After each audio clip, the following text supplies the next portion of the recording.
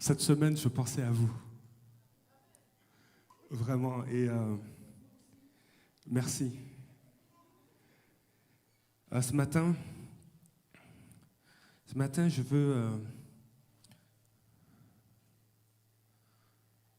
veux qu'on fasse... oui. On a trouvé un trousseau de clés.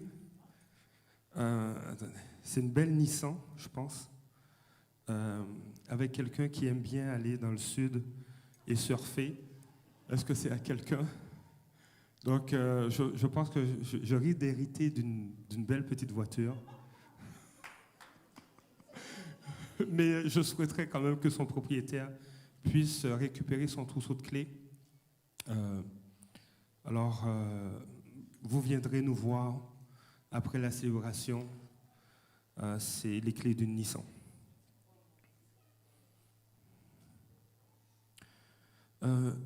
Samedi prochain, vous savez ce qui va se passer avec l'équipe d'évangélisation? Il y a une sortie et ils vont porter ce projet d'un cœur dans la main avec plusieurs collaborations. Je sais qu'Hélène va être présente, Claude, Marie-Laure, plusieurs vont être là. Si tu as à cœur de te joindre à cette équipe où ils veulent faire du bien à la ville. Ils vont offrir, je pense, des sandwichs, du café. Ils vont cibler une partie de la ville. Après le culte, juste si vous pouvez vous lever, Claude et Marie-Laure, après le culte, vous pouvez aller les voir. Dire, moi, je veux venir. Ils vont vous donner les détails pour samedi prochain, le 30 mars. Ce matin, je veux aussi... présenter nos condoléances à une sœur, à une amie pour plusieurs, notre sœur Adélia. Notre sœur Adélia a perdu sa sœur qui avait 41 ans. Elle est décédée suite à une maladie et nous voulons en tant que famille la soutenir. Et soyez à l'aise, des fois ça prend du tact, mais on veut te dire qu'on t'aime, elle est précieuse pour nous et la garder en prière. Je vais prier et j'aimerais que vous puissiez vous joindre à moi. Alléluia. Seigneur, je veux te présenter notre sœur Adélia ce matin et sa famille, Seigneur. Je prie pour ta consolation. Et que nous puissions aussi, en tant que famille de foi, la soutenir, Père, que ta paix la soutienne, qu'elle trouve, Seigneur, du support auprès de toi, mais aussi auprès de nous qui sont sa famille spirituelle. Seigneur, je prie pour ton soutien et ta grâce, dans le nom de Jésus. Amen. Oh, wow. Dans le programme, je suis supposé prêcher à 10h38.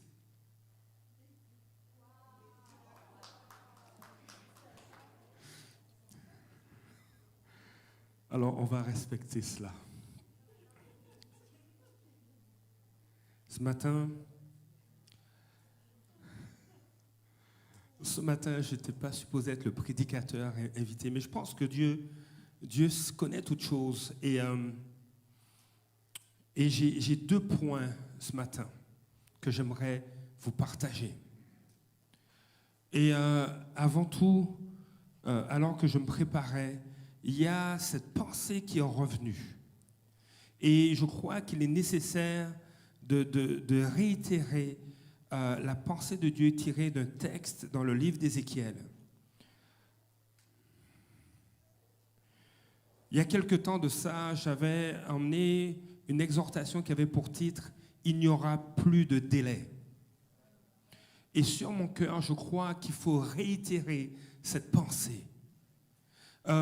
Et je vais m'appuyer sur le texte. En fait, je vais relire Ézéchiel chapitre 12, les versets 21 à 23, ainsi que le verset 25 dans la version second 21, parce que je crois que Dieu veut t'encourager.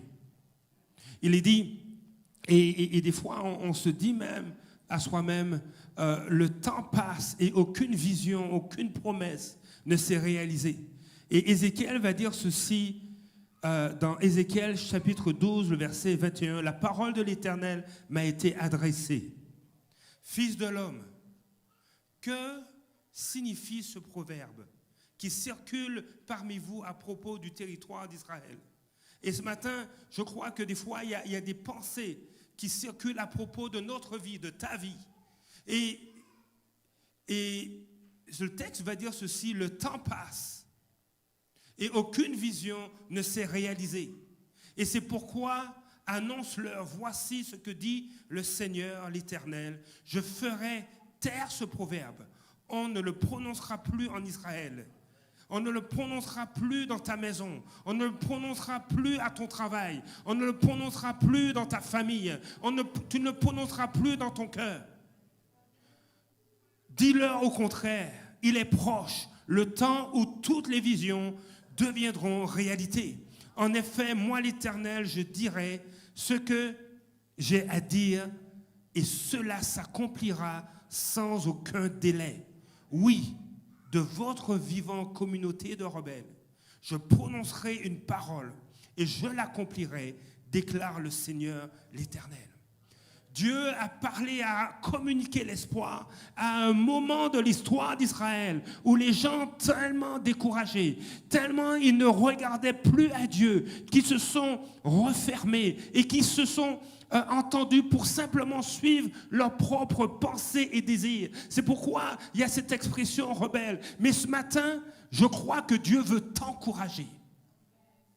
Il veut te fortifier. Il veut te dire, il y a de l'espoir.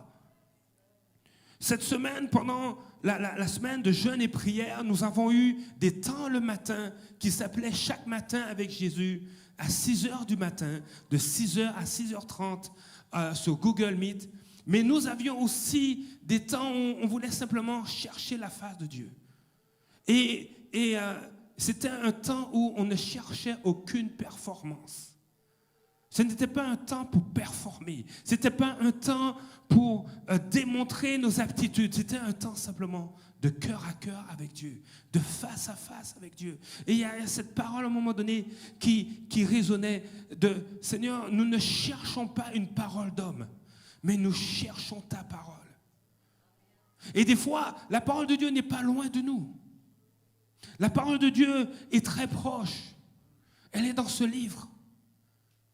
La Bible contient des paroles de Dieu.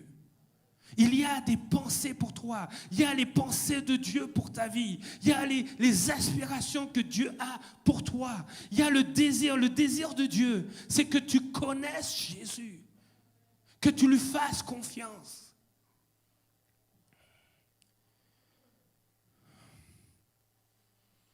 Vous savez, il y a une différence entre tes promesses, tes rêves, tes promesses que tu te fais, tes rêves que tu veux voir accomplir, et les rêves et les promesses que Dieu veut accomplir dans ta vie.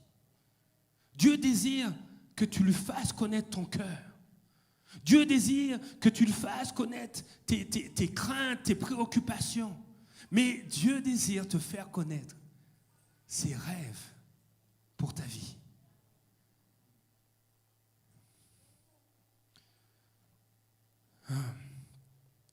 Vous savez, il y a une femme qui est connue jusqu'à aujourd'hui qui s'appelait Esther. Elle a été reine. Mais imaginez, Esther avait peut-être des rêves ou des promesses pour sa vie. Mais les rêves et les promesses de Dieu pour sa vie à elle étaient bien plus grands. Elle était orpheline. Ni père ni mère. Elle était captive dans un pays étranger. La seule famille, c'était son mononcle Mardoché. Un mononcle qui a une bonne job, qui travaille dans le palais du roi.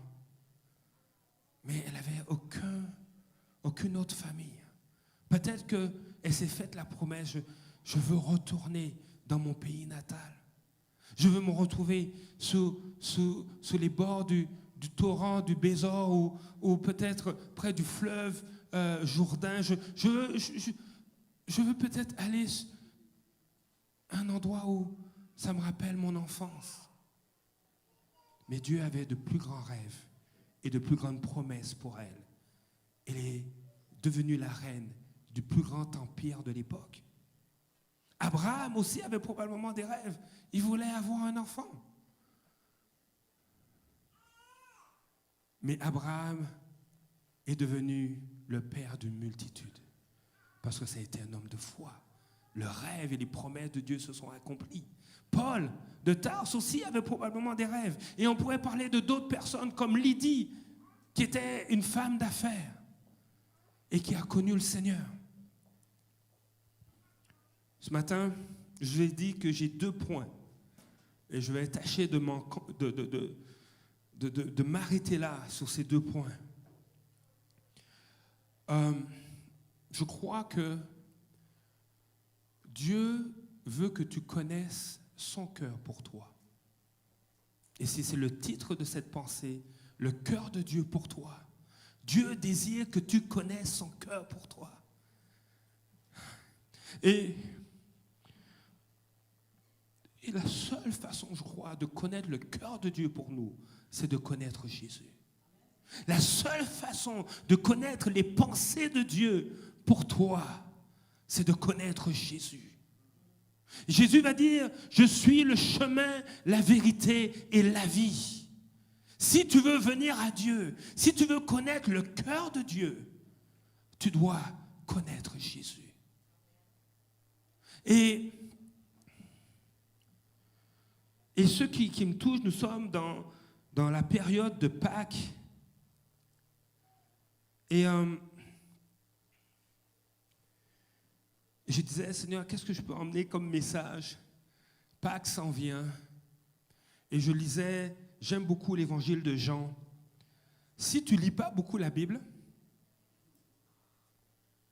si pour toi c'est un livre, un grimoire, un livre ancien, demande, prends, va sur il y a des applis, c'est gratuit. Il y a l'appli YouVersion.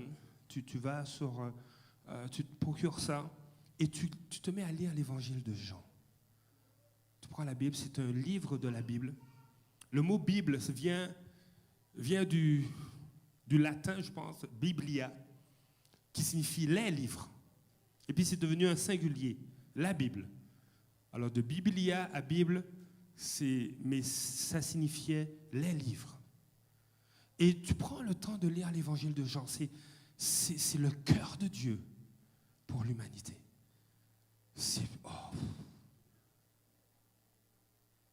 Et nous sommes dans la période de Pâques, ça s'en vient. Certains vont manger des cocos au chocolat. J'espère pouvoir en manger aussi, en tout cas. Mais il y a une nourriture encore plus grande. Il y a quelque chose qui est meilleur que le chocolat. Oui, ça existe. Il y a quelque chose de meilleur que le chocolat. C'est l'amour de Dieu pour toi. Et dans la période de Pâques,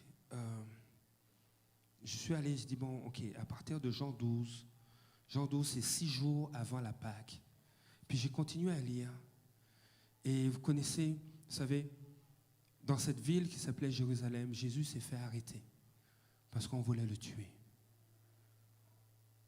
Et des gens ont fomenté, ont fait des plans pour pouvoir accuser Jésus, l'arrêter. Et ils ont dit des mots qui sont durs.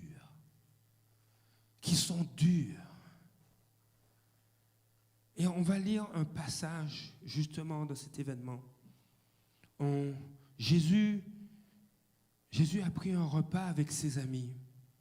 Il a dit, c'est mon dernier repas. Il a même redéfini la signification de la Pâque. Il a redéfini ce repas que les Juifs prenaient ensemble pour se rappeler que Dieu les a secourus, les a sortis de l'esclavage, du trafic humain, où on les avait asservis dans un pays. et ils n'étaient que des esclaves. Et Dieu les a secourus, les a sortis. Et c'était une image d'une réalité spirituelle que Dieu voulait accomplir pour tous les hommes et toutes les femmes de toute génération dans toute l'histoire de l'humanité. Sauver les hommes et les femmes de l'esclavage du péché.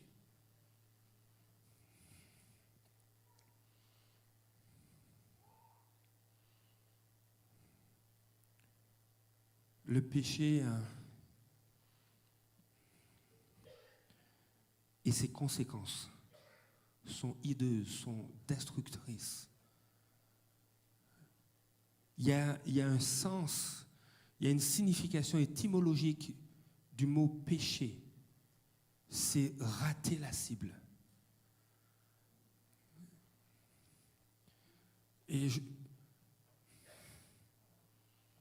Et Dieu ne désire pas que tu rates la cible dans ta vie.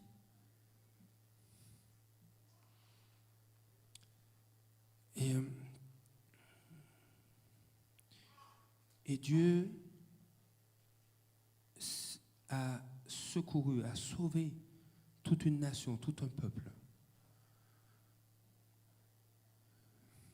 Et Dieu a dit, vous allez célébrer cette Pâque parce que je suis passé par-dessus vos fautes. Et je vous ai pris pour moi. Je vous ai racheté.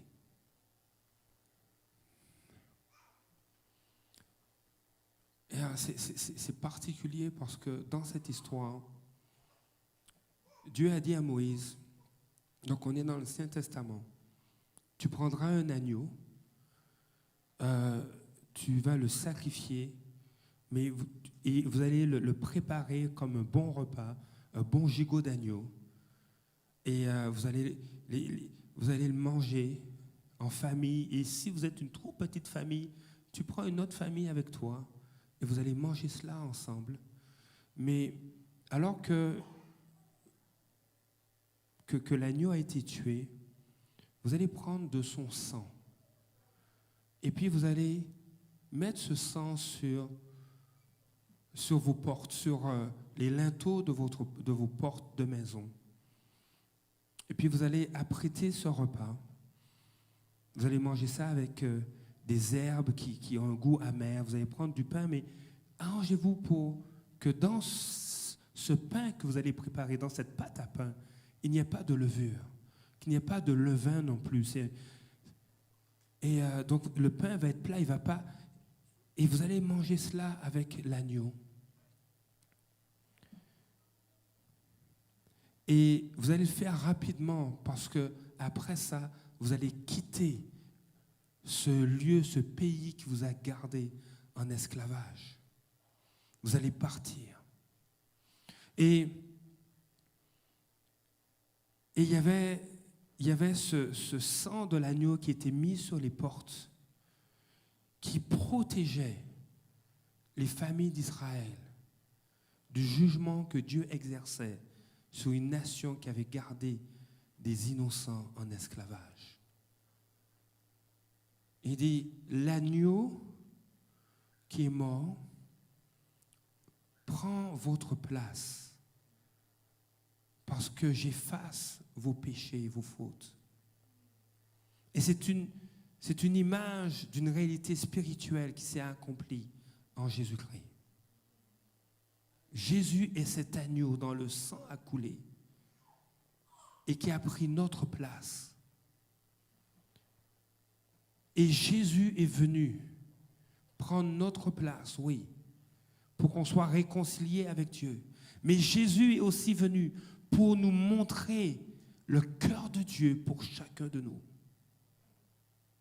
Et là, Jésus s'est fait arrêter parce qu'on n'aimait pas ce qu'il disait. On n'aimait pas les choses qu'il dénonçait, les injustices, la méchanceté, mais on n'aimait pas son discours qui était anti-religieux. Il ne voulait pas présenter une religion, il présentait Dieu le Père. Et Jésus s'est fait arrêter, et c'était dans le plan de Dieu. Parce que Jésus est l'agneau de Dieu, celui qui devait mourir à notre place pour qu'on soit réconcilié avec Dieu. Et il se retrouve donc arrêté et on l'emmène devant le tribunal ou le tribunal des Juifs de l'époque. Et on va lire un texte. Il va être présenté devant un souverain sacrificateur. Et ensuite, il va être conduit au gouverneur de l'époque qui s'appelait Ponce Pilate. Et là, au verset 29 de Jean, chapitre 18, écoutez ce qui se passe. Pilate sortit, je vais peut-être le lire dans la version second 21 sous les yeux, non, je vais le lire dans ma version Nouvelle Bible second. Pilate sortit vers eux et dit, « Quelle accusation portez-vous contre cet homme ?» Ils lui répondirent, « Cet individu n'est... Si cet individu n'est pas malfaisant, nous ne l'aurions pas livré. » Pilate leur dit donc, « Prenez-le vous-même et jugez-le selon votre loi. » Les Juifs lui dirent, « Il ne nous est pas permis de tuer quelqu'un. » Donc ils emmènent cet homme devant le gouverneur et ils veulent le tuer. Il dit, mais si ce gars est innocent, reprenez-le. Puis il dit, non, s'il n'était pas innocent, on ne serait pas venu avec lui. Mais non seulement il n'est pas innocent, il est coupable, mais on veut le tuer. Et derrière ces mots, il y a une colère, il y a une haine.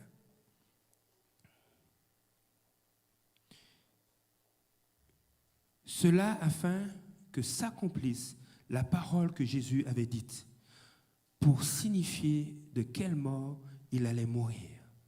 Verset 33. Pilate rentra dans le prétoire, appela Jésus et lui dit, « Es-tu le roi des Juifs, toi ?» Jésus répondit, « Est-ce de toi-même que tu dis cela, ou bien est-ce que d'autres qui te l'ont dit de moi ?» Pilate répondit, « Suis-je donc juif, moi ? C'est ta nation et les grands prêtres qui t'ont livré à moi. Qu'as-tu fait ?» Jésus répondit, « Ma royauté n'est pas de ce monde. Si ma royauté était de ce monde, mes gens auraient combattu pour que je ne sois pas livré aux Juifs. En fait, ma royauté n'est pas d'ici. » Pilate lui dit, « Toi, tu es donc roi. » Jésus répondit, « C'est toi qui dis que je suis roi. Moi, si je suis né et si je suis venu dans le monde, c'est pour rendre témoignage à la vérité. Quiconque est de la vérité entend ma voix. » Pilate lui dit, « Qu'est-ce que la vérité ?» Jésus était avec Pilate. Et même ce gouverneur ne réalisait pas qui il avait devant lui. Cet homme ne réalisait pas qui était Jésus. Verset 38, il est dit, « Après avoir dit cela, il sortit de nouveau vers les Juifs et leur dit, « Moi, je ne trouve aucun motif de condamnation en lui. Comme il est d'usage chez vous, que je vous relâche quelqu'un pour la Pâque. Comme c'est de coutume parmi vous, que je relâche quelqu'un lors de la Pâque. Voulez-vous que je vous relâche le roi des Juifs?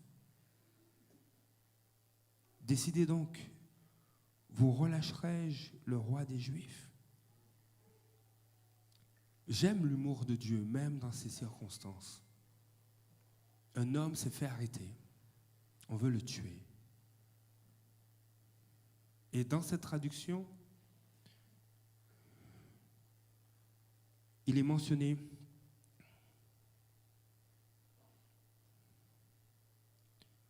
il est mentionné que Jésus dit, ma royauté n'est pas d'ici. C'est intéressant de voir la posture du peuple juif par rapport à Jésus, qui, ses leaders religieux sont contre lui, contre Jésus, et ce représentant des nations qui est Ponce Pilate se met à dire le roi des Juifs. Il commence à comprendre quelque chose. Voulez-vous que je vous relâche le roi des Juifs? Il commence à comprendre quelque chose. Qu'il a devant lui, ce n'est pas n'importe qui. Il est troublé par la présence de Jésus. Et voici ce que les religieux, les grands prêtres vont dire.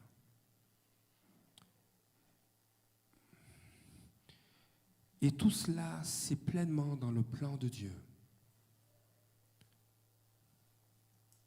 Même des fois, des situations qui semblent être contre nous, Dieu les utilise pour se glorifier. Le verset 40 va dire ceci.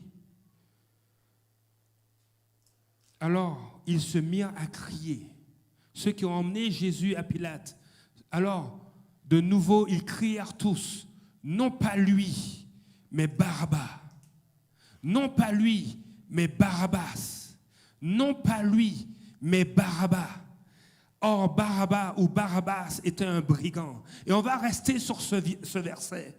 Parce que ce matin, laisse-moi te dire que Jésus est venu prendre la place de Barabbas. Jésus est venu prendre la place de Barabbas pour révéler à Barabbas le cœur de Dieu pour lui. Vous savez ce que signifie Barabbas ou Barabbas? Les habitués de la Bible, vous avez une idée? Barabbas signifie le fils d'un père. Bar, fils, Abba, père ou papa. Le fils d'un père. Jésus est venu prendre la place du fils d'un père. Et ce matin, laisse-moi te dire que Jésus est venu prendre la place non seulement d'un fils d'un père, mais d'une fille d'un père. Il est venu prendre ta place pour que tu puisses connaître le cœur de Dieu.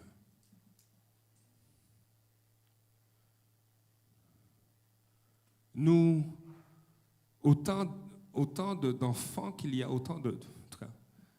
il y a toutes sortes de pères. Il existe toutes sortes de pères. Et j'écoutais un homme, peut-être que les amateurs de football vont savoir de qui je parle.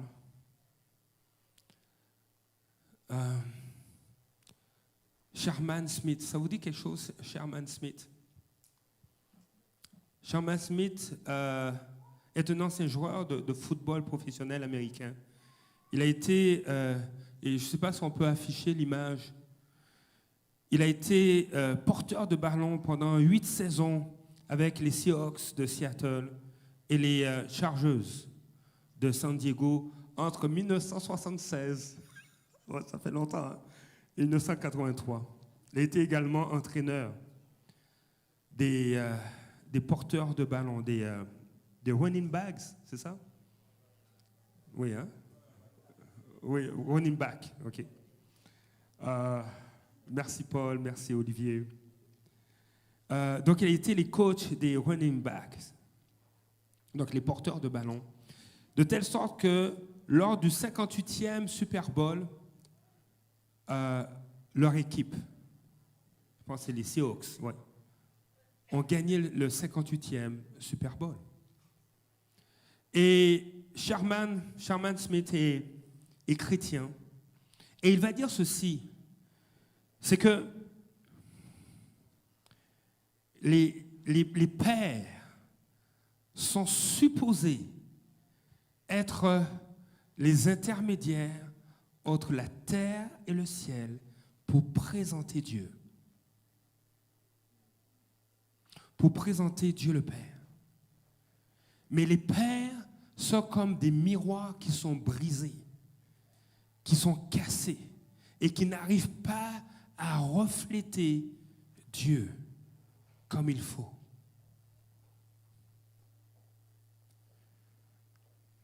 Mais Jésus est venu transformer ces miroirs. Alors, Barabbas, le fils d'un père, a été renvoyé libre et Jésus a pris sa place dans l'espoir qu'un jour Barabbas devienne le fils de Dieu. Un brigand dit, mais moi je ne suis pas comme Barabbas. Barabbas c'était un brigand, un criminel notoire de l'époque. Et il devait être jugé, il devait mourir sur une croix.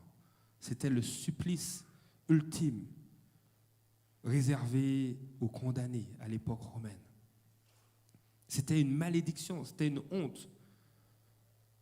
On n'a pas osé... Vous savez, cette semaine, on a parlé de Bar-Timée. Si on pratique un peu l'hébreu, Bar-Timée, c'est qui son père? Je n'ai pas entendu. Timée. Bar-Timée, ça signifie fils de Timée. Probablement que Bar-Timée était fier de son père Timée, ou que Timée était fier de Bar-Timée. Mais Bar-Abbas, fils d'un père, de quel père? Peut-être qu'on avait honte. Honte de lui, ou qu'on avait honte du père de Barabbas. Mais Jésus n'a pas eu honte de Barabbas. Il a pris sa place. Jésus n'a pas honte de toi. Il a pris ta place. Dans l'histoire, oui, Jésus va être crucifié. Vous savez, il va être crucifié entre deux personnes. Et je crois que ça représente bien l'humanité. Il va être crucifié entre deux hommes, deux condamnés. Et je pense qu'aucun des parents de ces condamnés se trouvait au pied de leur croix. Parce que être crucifié, c'était une honte, c'était une malédiction. Et ces deux hommes étaient crucifiés, et entre eux, il y avait Jésus qui a été crucifié.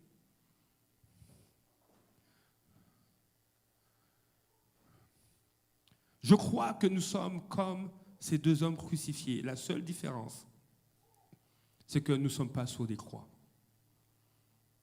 Nous avons été, ou nous sommes comme ces hommes. Avant de connaître Christ, j'étais comme ces hommes. Loin de Dieu. Je marchais dans mes voies et je faisais du tort autour de moi. Et je faisais même du tort à moi-même. Mais un jour, Jésus est venu frapper à la porte de mon cœur. Il dit, j'ai pris ta place à la croix. Des fois, on peut se voir comme Barabbas. Mais Jésus vient et dit, je prends la place de Barabbas. Et alors que ces deux hommes crucifiés, il y en a un qui est en train de condamner Jésus. Il dit, oui, il semble que tu dis que tu es le Fils de Dieu. Il semble que tu as fait des miracles. Alors, fais-nous peut-être, agite tes mains, fais quelque chose. Descends de la croix afin que je croie aussi. Et l'autre va dire, mais n'as-tu pas honte de parler? N'as-tu pas honte de parler ainsi? Nous, ce qu'on vit, c'est justice, c'est normal, parce que nous avons fait du mal, nous avons fait souffrir des gens, nous avons honte d'être là. Même, est-ce que tu vois ton père, est-ce que tu vois ta mère, ton cousin, ta cousine, ton ami, ton chum, ta blonde être là, en train de pleurer devant notre croix? Non, il n'y a personne probablement. C'est justice pour nous. Mais cet homme est innocent. Et alors qu'il parle ainsi à l'autre brigand, meurtrier qui est sur une croix, il se met à parler à Jésus. Il dit, souviens-toi de moi quand tu seras au paradis. Souviens-toi de moi quand tu seras dans ton règne. Souviens-toi de moi quand tu seras dans ton royaume. Pardonne-moi. Souviens-toi de moi. Et Jésus va lui dire, aujourd'hui même, tu seras avec moi au paradis. Dieu prend la place de ceux qui sont injustes, qui sont rejetés. Et Seigneur, ce matin, le Seigneur te dit, tu es peut-être le fils d'un homme, d'un père, mais laisse Dieu être ton père.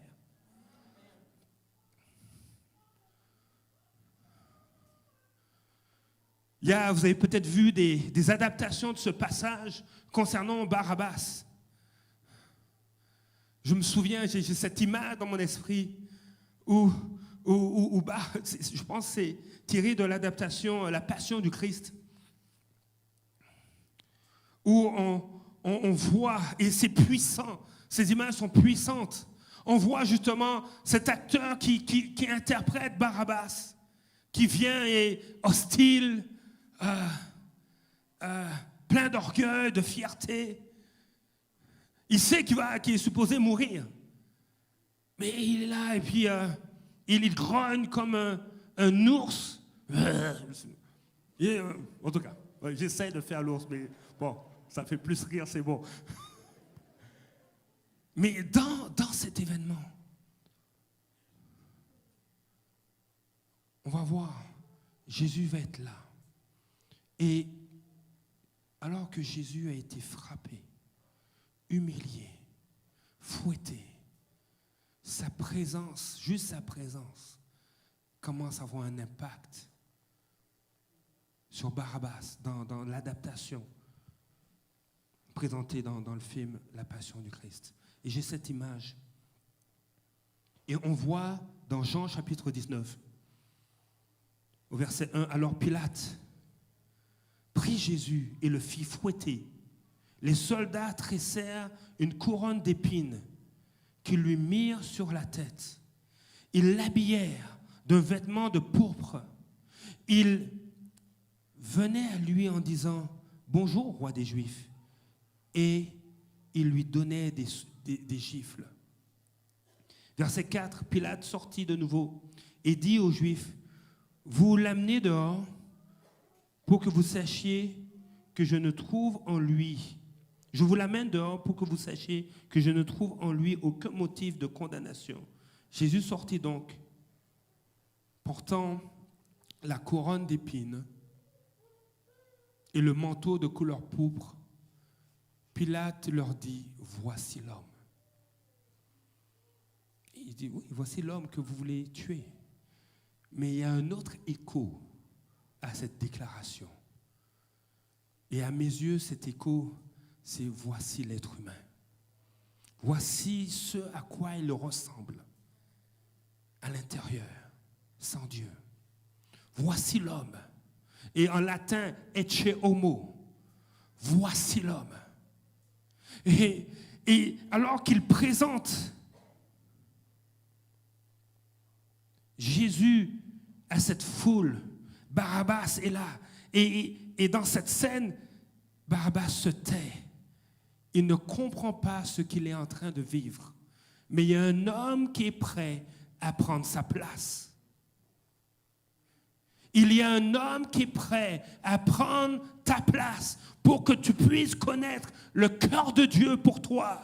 Il y a un homme qui est prêt à prendre ta place, à couvrir tes fautes, à prendre tes fautes, à prendre tes erreurs, à prendre tes craintes, à prendre ta culpabilité, à prendre les condamnations, à prendre tes maladies pour que tu puisses connaître le cœur de Dieu pour toi.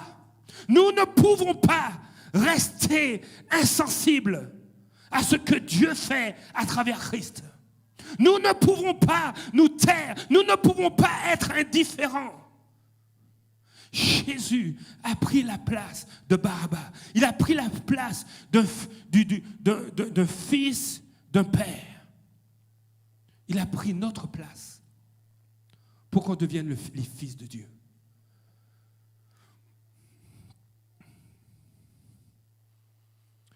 Et ils ont dit, crucifiez-le, crucifiez-le.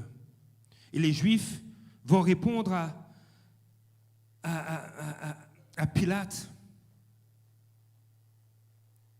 Nous avons une loi. Selon cette loi, il doit mourir parce qu'il s'est fait fils de Dieu.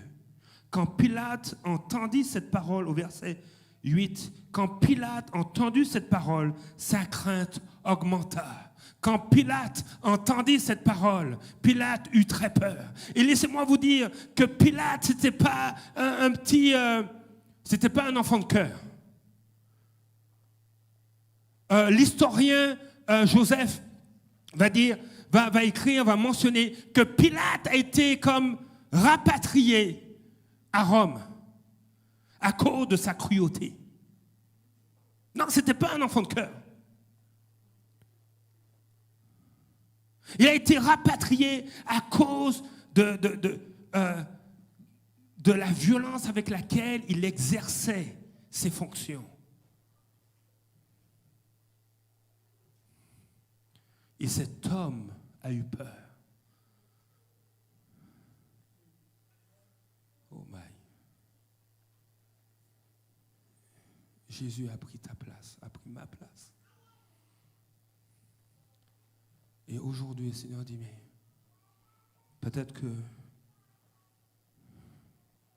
je veux t'inviter, j'ai pris ta place. Veux-tu accepter ce que j'ai accompli à la croix pour toi? Pour que tu puisses connaître le cœur du Père. Afin que tu puisses connaître le cœur de Dieu pour toi.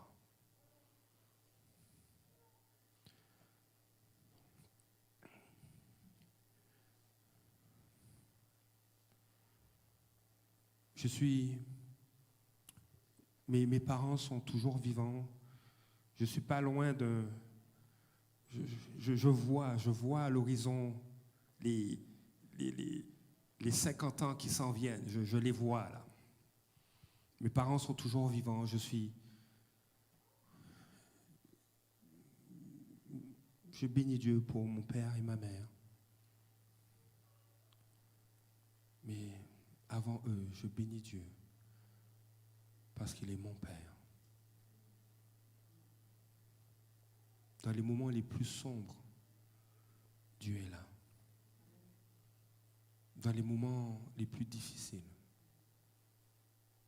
Parce que des fois, je dis, Seigneur, je me suis comporté comme un brigand. Avant de te connaître, j'étais comme un brigand. J'étais loin de toi. Et tu m'as aimé. Plus que ça, tu m'as montré ton amour. Tu ne l'as pas seulement dit, mais tu as démontré ton amour en ce que Jésus est venu pour prendre ma place. Le châtiment qui devait me donner la paix, le jugement est tombé sur lui pour que je sois réconcilié avec toi, Seigneur.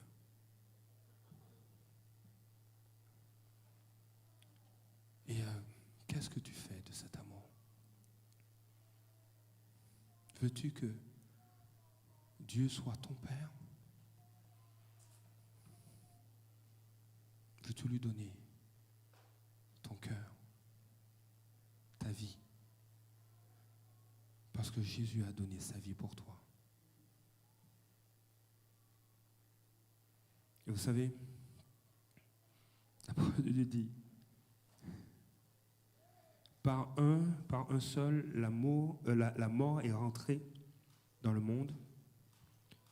Par un seul, la vie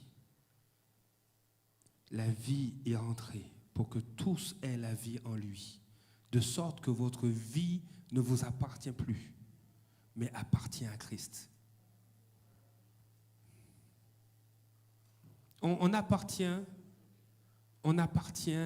à quelqu'un. C'est pas une bonne nouvelle, ça, en un sens. Vous dites, ah mais non, j'appartiens à personne. J'ai pas de tatou, j'ai pas de code barre, tel numéro. Bon, oui, j'ai ma carte d'assurance sociale, mais bon, c'est un numéro, mais mais on appartient à quelqu'un. C'est plate, là.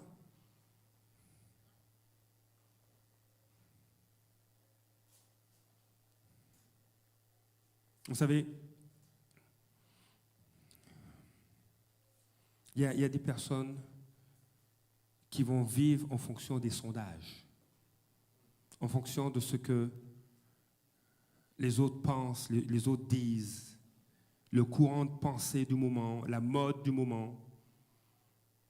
Ils appartiennent à quelqu'un s'ils fonctionnent comme ça. Juste ça. Mais Dieu veut qu'on reconnaisse que c'est lui qui nous a créés, que nous avons été désirés par lui et que nous lui appartenons. Il est notre Père. Et vous savez, on a des images de la notion de propriété, mais quand nous sommes les enfants d'eux, le père ou la mère fait tout pour le bien de ses enfants. Je suis le fils d'Alex et de Maggie. Et quand j'étais petit, ils ont tout fait pour que je sois en santé, que j'apprenne des choses, que je m'amuse, que je voyage.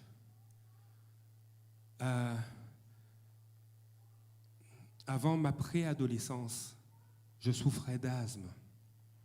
C'était terrible. Et les nuits blanches que mes parents ont passées pour juste que je puisse passer par-dessus les crises qui m'arrivaient, je ne peux même pas les compter sous les doigts de ma main. Les nuits blanches qu'ils ont passées, tous les spécialistes, les médicaments, les pompes que j'ai dû prendre, ça ne marchait pas.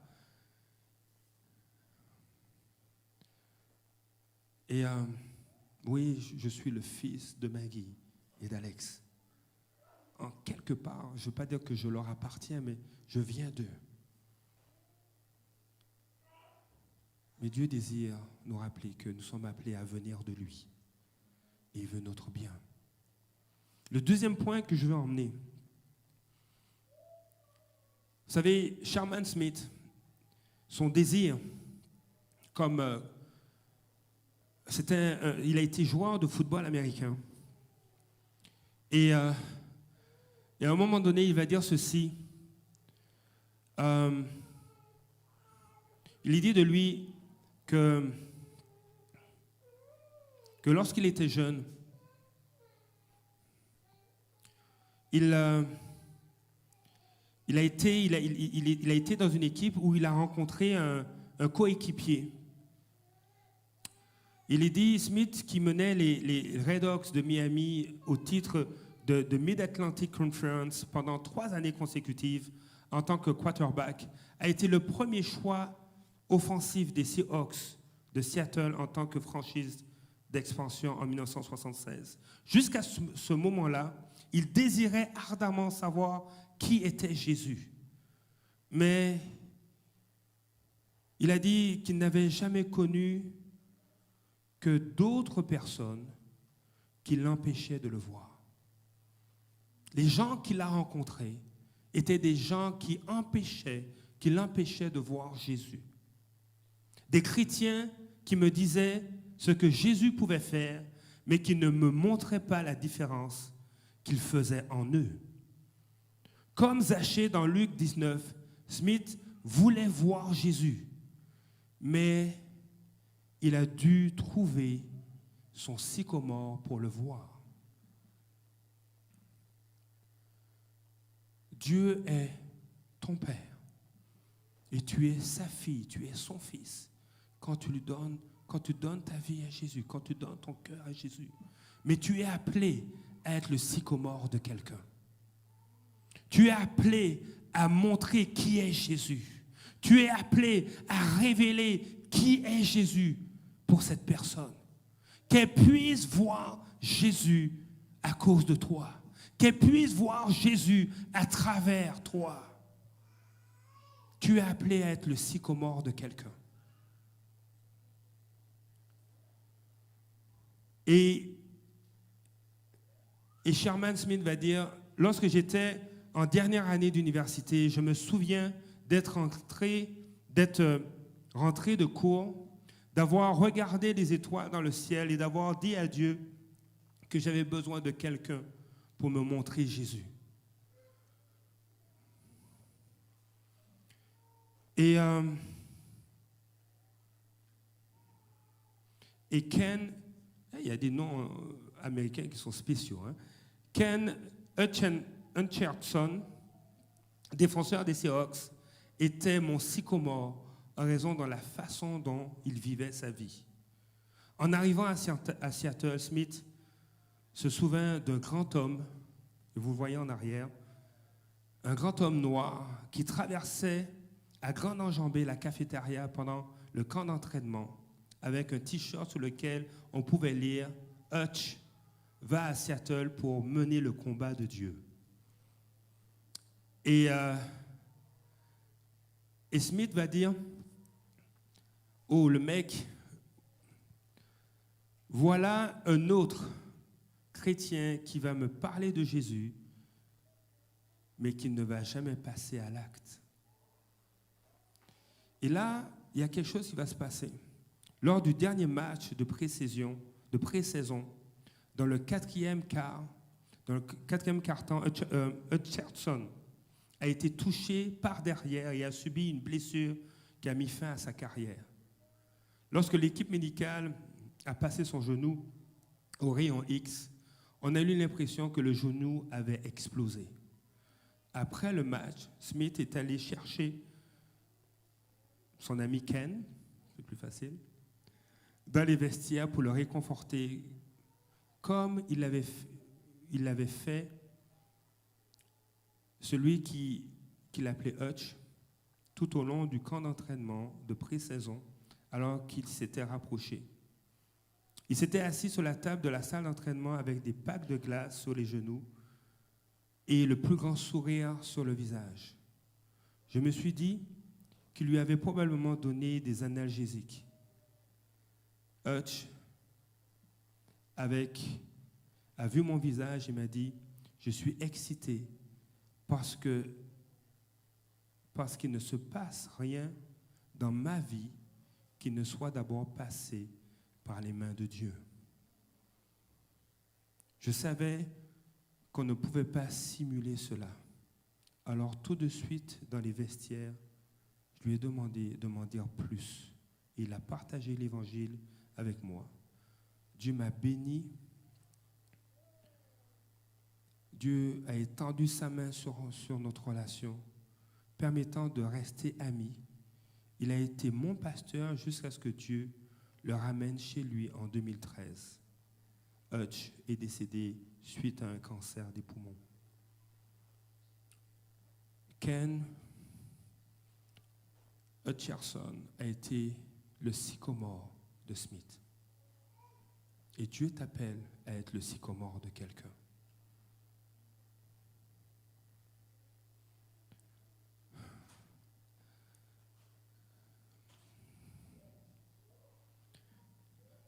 Et alors qu'au début de l'année, on a parlé de croissance, c'est la vision qu'on a pour cette année. La croissance passe par là. De se rappeler que tu es la fille, tu es appelé à être la fille de Dieu, que tu es appelé à être le fils de Dieu. Telle est ton identité en Christ.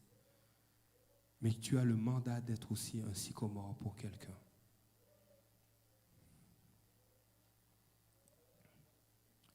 Ce matin, je vais rappeler l'équipe de louanges.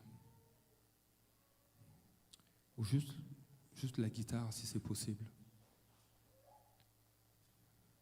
Mais une chose importante. Qu'est-ce que tu fais de Christ? Qu'est-ce que tu fais de Jésus? Jusqu'où Jésus a accès à ta vie?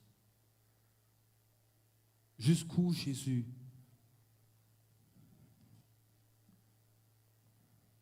te permet de réaliser que tu es son fils ou sa fille.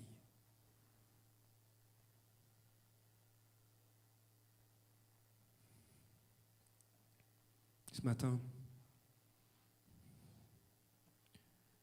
Jésus nous rappelle, la parole de Dieu nous rappelle que Jésus a pris la place de Barabbas.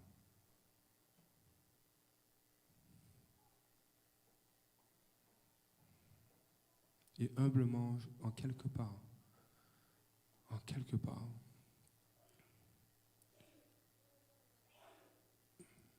j'ai été un peu comme Barabbas. J'étais le fils d'un père.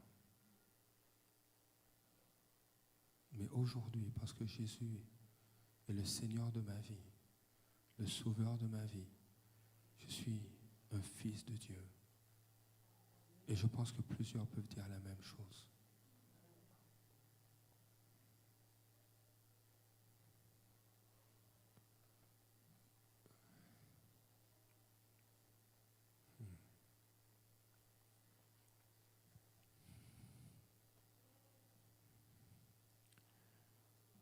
Et tu vas dire, mais comment je peux être comme Hutch? Il a simplement mis sa confiance en Dieu. Il a simplement reconnu qui est Jésus. Il a simplement tout donné à Jésus. Il a donné un plein accès à sa vie. Parce que rien ne passe. Il ne se passe rien dans sa vie sans que cela soit d'abord passé entre les mains de Dieu. Est-ce que tu veux tout donner à Jésus? Est-ce que tu veux tout donner à Dieu? Wow. Vous savez, cette semaine, pour les face-à-face, c'était tous les soirs. Et l'équipe de louange, en fait, il y avait, des fois, c'était presque full band, plusieurs étaient là, d'autres soirs, il y avait moins de personnes. Et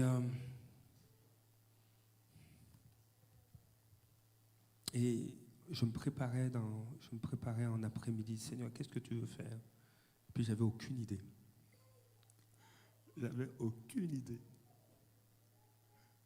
Seigneur, qu'est-ce que tu veux faire ce soir?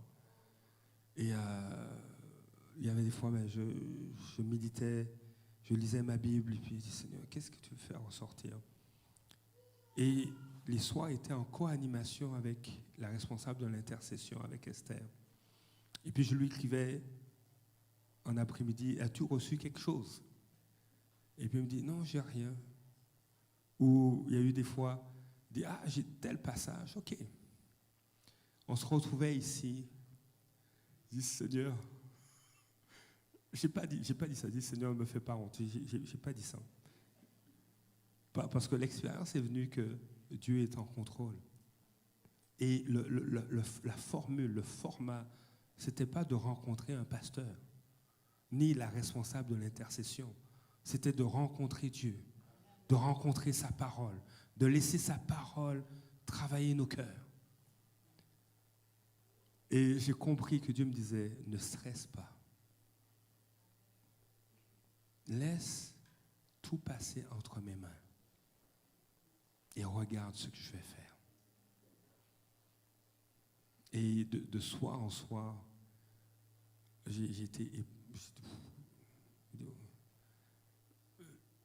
c'était sous la gestion, la supervision de Dieu, vraiment.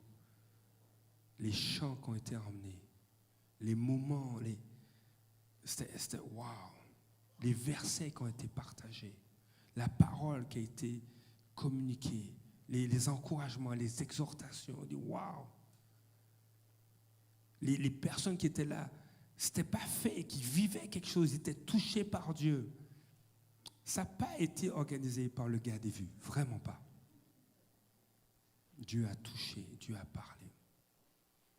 Quand on apprend à s'abandonner entre les mains de Dieu, dire Seigneur, tu m'appelles à être le sycomore de quelqu'un. Il y a des hommes et des femmes qui vont être transformés, qui vont rencontrer Jésus à cause de toi.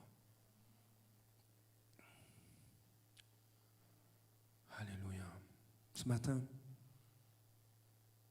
qui veut être le sycomore de quelqu'un?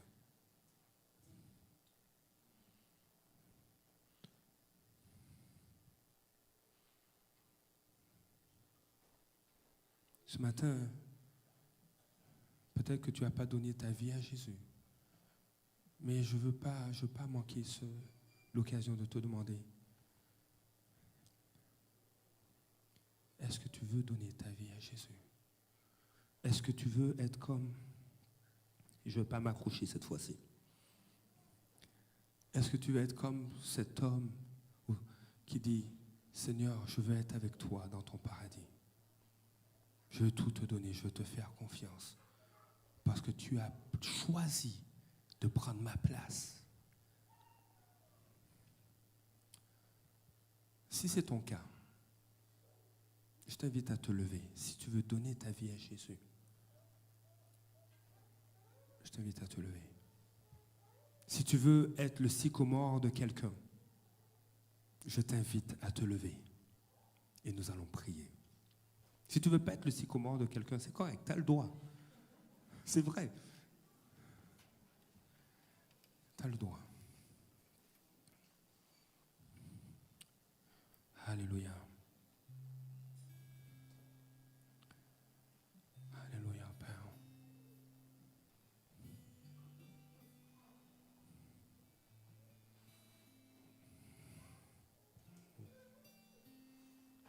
Alléluia, Père.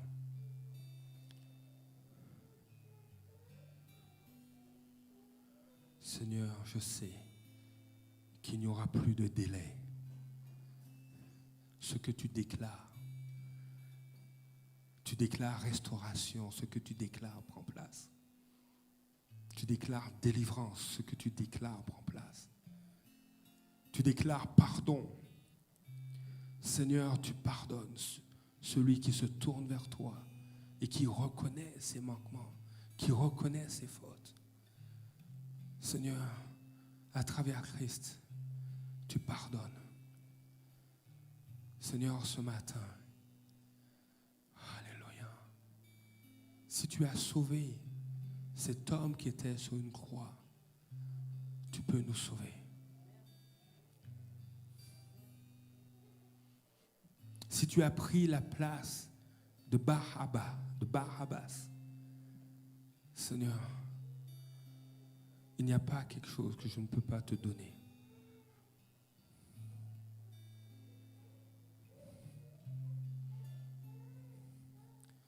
Seigneur, viens. Seigneur, nous voulons être ces sycomores pour quelqu'un. Seigneur, tu prends soin de nous, tu guéris. Peut-être que tu dis, mais je ne peux pas montrer Jésus parce que j'ai tellement de failles. J'ai tellement de failles. Je suis tellement brisé. Le cœur de Dieu pour toi, c'est de te guérir. Le cœur de Dieu pour toi, c'est de te délivrer. Le cœur de Dieu pour toi, c'est que tu sois pardonné. Le cœur de Dieu pour toi, c'est que tu sois restauré. Ta nature en tant qu'enfant de Dieu est de montrer Christ. La nature d'un sycomore permet à quelqu'un comme Zachée, qui est petit, qui a entendu parler de Jésus, mais qui a besoin de le voir. La nature du sycomore a permis à Zachée de grimper et de voir Jésus. Qui tu es en Jésus permet de montrer Christ. Seigneur, je te dis merci, Père, pour nos individualités, nos caractères uniques. Seigneur, je prie, Père, Seigneur, que toi qui suscites la foi, que tu puisses fortifier la foi de ceux et celles qui se sont levés. Cette foi Seigneur, qui leur permet de s'abandonner entre tes mains, qui leur permet de te faire confiance, qui leur permet de laisser, Seigneur, laisser Christ venir dans des zones de nos vies et d'apporter guérison, afin qu'on puisse être ce miroir, ce sycomore qui montre Christ. Seigneur, je prie, Père, pour une nouvelle saison. Seigneur, tu communiques un zèle, tu communiques une confiance, alors qu'ils plongent leur regard dans le miroir de ta parole. Que cette semaine, ils passent du temps à au moins lire l'évangile de Jean, à laisser ta parole les percuter, les bouleverser, les fortifier. Seigneur, tu fais de nous une forêt de sycomore pour quelqu'un, une forêt de sycomore pour cette ville, une forêt de sycomore pour cette génération, afin qu'ils puissent voir Christ. Seigneur, dans le nom de Jésus, Père, je prie pour un changement de mentalité, un changement de perception, de perspective. Tu es puissant en Christ parce qu'il a tout accompli. Tout est accompli en lui à la croix. Non seulement il est mort, mais il est ressuscité afin que tu puisses être appelé fille de Dieu, fils de Dieu, celui, celle qui présente Christ, qui porte Christ. Seigneur, je te dis merci. Merci, je déclare que ceux qui compressent, ceux qui oppressent, maintenant tombent parce que tu es appelé à présenter Christ autour de toi. Seigneur, je prie pour même un changement de perspective. Les ressources de Dieu ne manquent pas. Tu ne manqueras pas. Tu ne manqueras pas. Tu ne manqueras pas.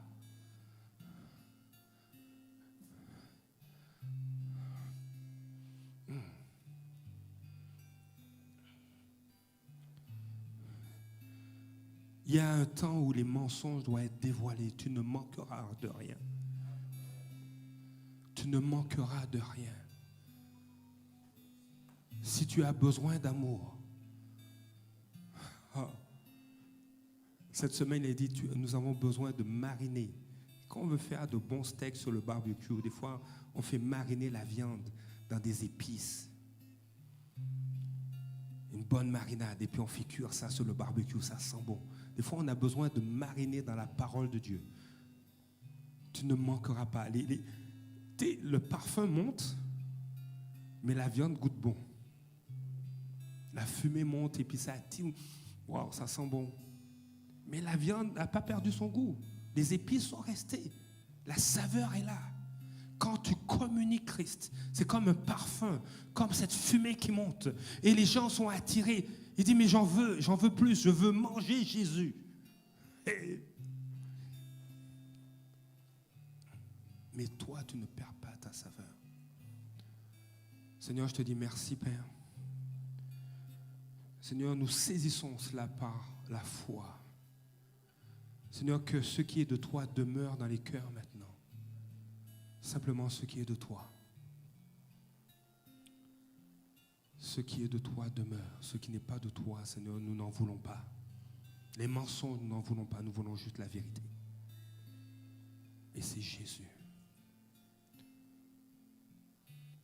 Et je prie ainsi au nom de Jésus. Dis à ton voisin, je suis le sycomore de Dieu.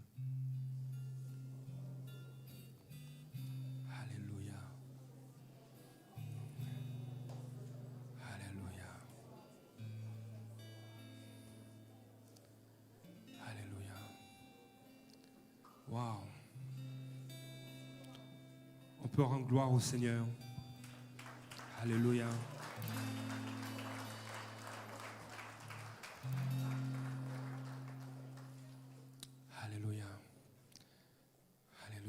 Esther, elle n'est plus là, hein? Bon, elle est partie être le sycomore de quelqu'un. Je vais conclure. Seigneur, je veux te dire merci pour ce temps. Seigneur, merci pour ce moment. Merci pour ta parole. Seigneur, je prie, Seigneur, que tu sois glorifié et qu'on entende. Que des Zachées viennent raconter ce que Christ a fait pour eux à cause des sycomores qui leur ont montré Jésus. Je te dis merci, Seigneur, en ton nom, et je dis Amen. Bon.